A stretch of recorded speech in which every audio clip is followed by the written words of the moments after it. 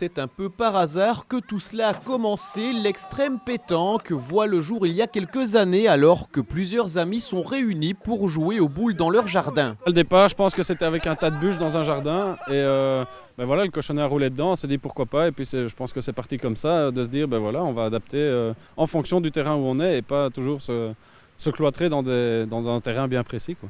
Une nouvelle discipline est née et elle était en démonstration ce samedi au Rocotigny lors de la Supercoupe de rugby. Si ici des bacs de bière font office d'obstacle, c'est souvent sur des terrains de jeu très variés que les joueurs d'extrême pétanque aiment pratiquer. Normalement, on joue sur des chantiers, dans des bois, des carrières de sable. C'est le changement de nivellation et le changement de surface qui nous intéresse énormément. C'est ça qui fait jouer. Et bien entendu aussi la longue distance, donc 30-40 mètres, c'est ça qui nous intéresse. Pour apporter un cadre légal à l'extrême pétanque et surtout pour qu'elle prenne de l'ampleur, ses fondateurs aimeraient maintenant créer une ASBL qui permettrait de développer la discipline.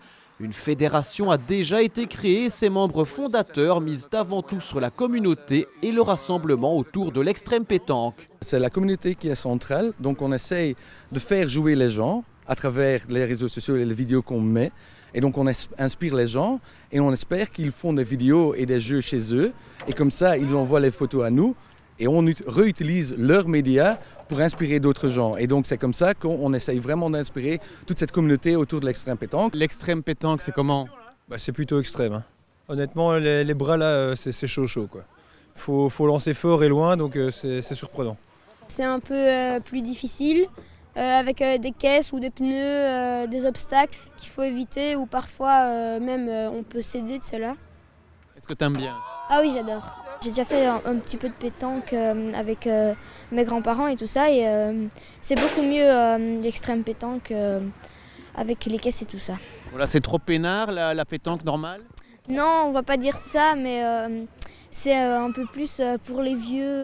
La reconnaissance de l'extrême pétanque tarde à arriver. En effet, certains puristes considèrent un peu la discipline et ses adeptes comme des effrontés, même si Tom Blight essaye de les rassurer. Je veux quand même bien spécifier qu'on respecte les bases de la pétanque. Donc c'est les 2 pieds au sol, dans le cerceau, dans le cercle de jeu.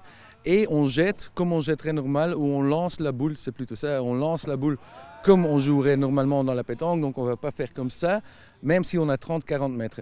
Donc le No Rules Only Balls, c'est dans le sens où on respecte les bases de la pétanque, mais après, c'est la liberté totale. Un argument qui ne convaincra peut-être pas les puristes, d'autres par contre ont décidé de franchir le pas. Ils ne s'en portent apparemment pas plus mal.